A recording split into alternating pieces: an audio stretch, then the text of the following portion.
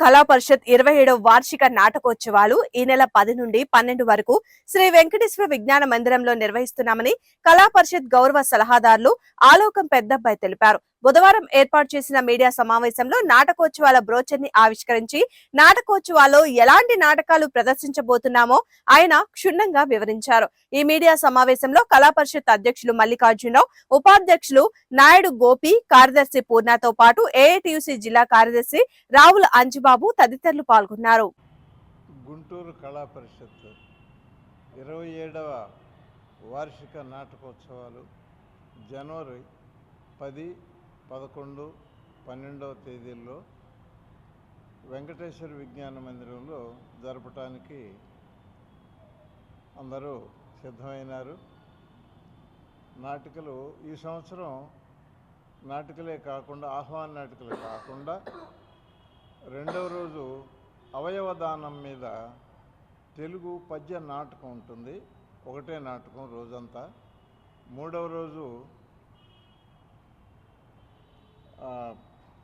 మట్టి మనిషి, వాసిరెడ్డి సీతాదేవి గారు రాసినటువంటి నవల మట్టి మనిషి. దానికి కేంద్ర సాహిత్య అవార్డు పొందింది ఆ నవల. దాన్ని కేంద్ర ప్రభుత్వం వారు 14 భాషల్లోకి తర్జుమా చేశారు. అలాంటి నవల ఇతివృత్తంగా తీసుకొని వల్లూరి శివప్రసాద్ గారు నాటకీకరణ చేశారు. రోజంతా ఒకటే నాటకం 2:30 గంటలు ప్రదర్శింపబడుతుంది. మూడవ రోజు అది 12 జనవరి 2025న. తర్వాత మామూలుగా ఈ కళాకారులు సదస్సు 12వ తేదీ మార్నింగ్ 10 గంటలకి రక్త కన్నీరు నాగభూషణం గారి మీద ఆయన ప్రదర్శించారు. మీడియా మిత్రులకు, ప్రేక్షక దేవుళ్ళకి అందరికీ నమస్కారం. ప్రతి సంవత్సరం జరిపే విధంగా గుంటూరు కళా పరిషత్ 27వ వార్షికోత్సవ నాటకోత్సవాలు 10, 11, 12 తారీఖుల్లో జరపడానికి సిద్ధంగా ఉన్నాం. ఈ కార్యక్రమంలో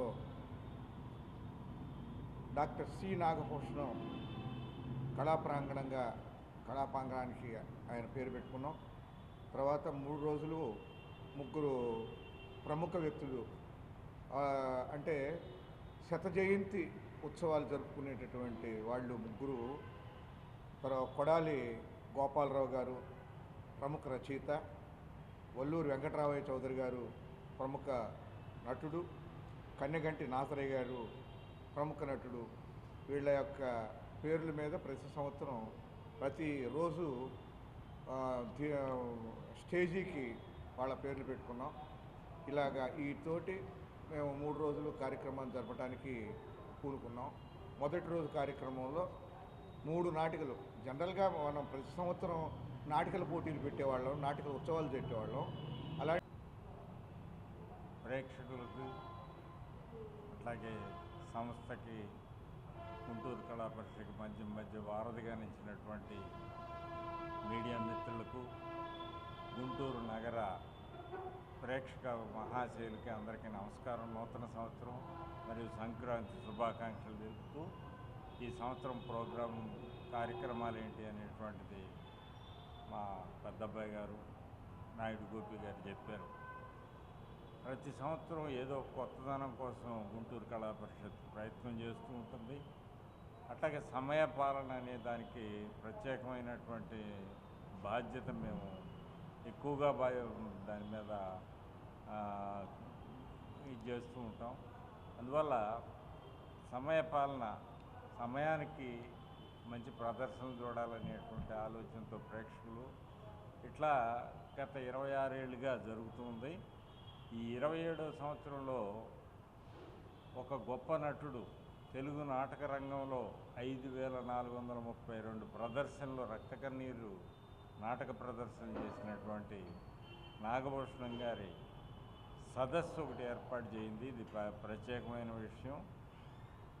ఈ సదస్సులో నాటక రంగానికి నాగభూషణాని గారికి ఉన్న సంబంధం, ఆంధ్రప్రదేశ్ ప్రజానాట్య మండలికి నాగభూషణం గారికి ఉన్నటువంటి సంబంధం, అట్లాగే సినిమా రంగానికి సంబంధించినటువంటి